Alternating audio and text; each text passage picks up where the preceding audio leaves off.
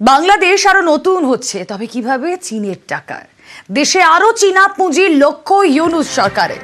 নতুন বাংলাদেশ গড়তে চীনের সাহায্য ও চীনের সঙ্গে মজবুত সম্পর্কে জোর দিয়েছে বাংলাদেশ।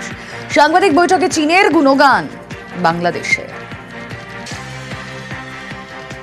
এই নতুন বাংলাদেশ, নতুন গণতান্ত্রিক বাংলাদেশের পথে যে আমরা রওনা দিয়েছি, এই রওনার পথে অর্থনৈতিক সহযোগিতার অনেকগুলো ক্ষেত্র আছে, সাংস্কৃতিক সহযোগিতার অনেকগুলো ক্ষেত্র আছে।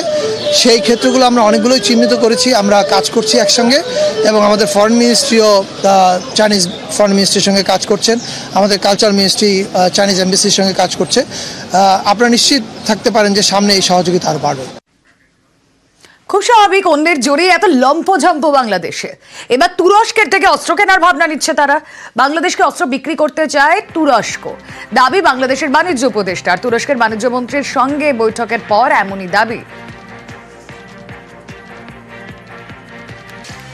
ওনারা জানিয়েছেন যে ওনাদের সামরিক রপ্তানি প্রায় $8 বিলিয়ন কাছাকাছি, এবং তারা উপযুক্ত এবং খুব জুৎসই সামরিক প্রযুক্তিতে তারা বিনিয়োগ করছে, এবং তাদের এই বিনিয়োগের আগ্রহ দেখিয়েছে। আমাদের এটা এই কোঅপারেশনের ব্যাপারে আমরাও আগ্রহী। যে অর্থনৈতিক কোঅপারেশনগুলোকে দ্রুত বাস্তবায়ন করতে পারি সেই ব্যাপারে সিদ্ধান্ত নেওয়ার জন্য আমাদের আলোচনা হয়েছে।